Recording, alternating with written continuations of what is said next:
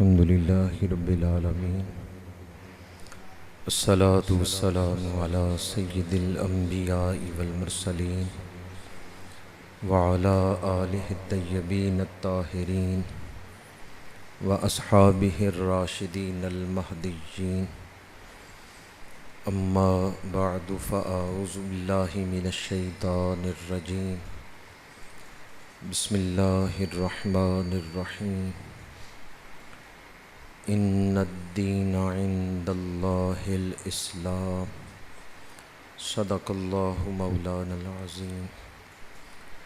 إن الله وملائكته يصلون على النبي يا أيها الذين آمنوا صلوا عليه وسلموا تسليما. الصلاة والسلام عليك يا رسول الله وعلى آلك وأصحابك يا حبيب الله. الصلاة والسلام عليك يا خطيب الأنبياء والمرسلين وعلى آلك وأصحابك يا رحمة للعالمين.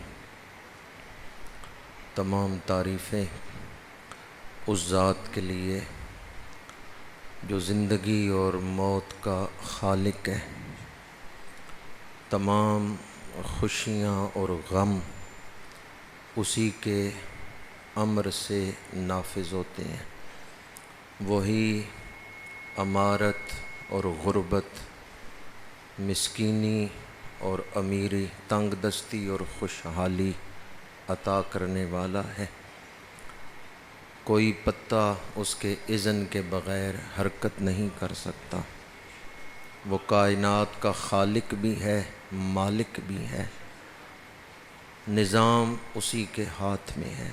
وہی عبادت کے لائق، وہی سجدے کے لائق ہے. حضرت سیدنا امام مالک رحمۃ اللہ تعالی علیہ، محدث مدینہ، مفتی حرمین، آخری وقت قریب آیا، نزع کا عالم تھا. اسپین کے ایک آپ کے عظیم شاگرد تھے، یحییٰ بن یحییٰ. یہ کرتبہ سے مدینہ منورہ آئے تھے اور حضرت امام مالک کے شاگرد تھے. وہ فرماتے ہیں کہ جب حضرت امام مالک رحمۃ اللہ تعالیٰ علیہ کے وصال کا وقت قریب تھا تو میں آپ کے پاس 150 کے قریب علماء بیٹھے ہوئے تھے، جبکہ آپ تو بستر پہ دراز تھے. لیکن جس بستر پہ آپ تشریف فرما تھے اس کے چاروں طرف علماء بیٹھے ہوئے تھے. یحییٰ بن یحییٰ کہتے ہیں کہ میں 12 مرتبہ کوشش کر کے آپ کے سامنے جاتا تاکہ آپ کی نظر میرے اوپر پڑ جائے. آپ نے ساری زندگی حدیثیں بیان کی ہیں، محبت رسول میں زندگی بسر کی ہے. اس وقت آپ کی نظر میرے اوپر پڑ گئی تو میری بگڑی بن جائے گی.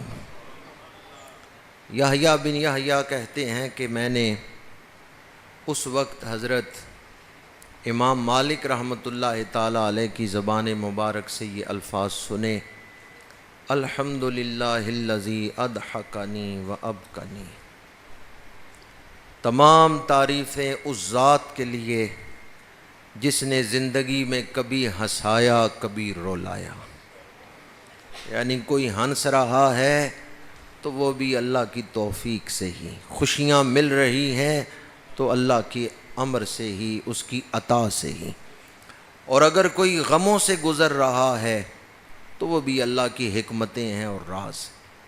پھر حضرت امام مالک رحمۃ اللہ تعالیٰ علیہ نے فرمایا تمام تعریفیں اس ذات کے لیے جس کے امر سے زندگی ملی اور جس کے حکم سے آج جان اس کے سپرد کر رہے ہیں. یعنی اللہ خالق موت و حیات ہے. تمام تعریفیں اس ذات کے لیے ہیں جس نے ہمیں شعور عطا فرمایا، ایمان عطا فرمایا اور اپنے محبوب صلی اللہ علیہ وآلہ وسلم کا امتی بنایا ہے۔ شکرانے کی نیت سے ایک دفعہ کہہ دیں الحمدللہ۔ حضرت امام مالک جب احادیث جمع کر رہے تھے، آپ کی مشہور کتاب ہے الموطا، تو ایک شاگرد نے کہا اس دور میں اور بھی کئی لوگ حدیثیں جمع کر رہے ہیں۔ حضرت امام مالک رحمۃ اللہ تعالی علیہ نے فرمایا کہ جس کی تالیف میں للہیت ہوگی اللہ اس کو فیض رساں بنا دے گا۔ اور جب آپ کی کتاب مکمل ہوئی تو اس دور میں آپ جانتے ہیں چھاپا خانہ تو نہیں تھا، کتابیں چھپتی نہیں تھیں، کچی سیاہی سے ہی کاغذ پہ حرف لکھے جاتے تھے۔ تو آپ نے فرمایا کہ میری اس کتاب کو پانی کے ٹپ میں ڈال دو، اگر کوئی ایک حرف بھی مٹ گیا تو سمجھنا تمہارے استاد نے للہیت سے کتاب نہیں رقم کی، اللہ کی رضا کے لیے کتاب نہیں تالیف کی۔ اور پھر یہ منظر دنیا نے دیکھا، حضرت امام مالک رحمۃ اللہ تعالی علیہ کی موطا شریف پانی میں ڈالی گئی اور پانی نے کوئی ایک حرف بھی نہیں مٹایا۔ یہ ہے للہیت کی برکت، اخلاص کا فیض۔ تو اللہ کی رضا حاصل کرنے کے لیے جو عمل کیا جائے اللہ تعالیٰ اسے قبول فرما لیتا ہے۔ اپنی نیتوں میں تجدید کر لیں، نئے سرے سے نیت کریں، میں مسجد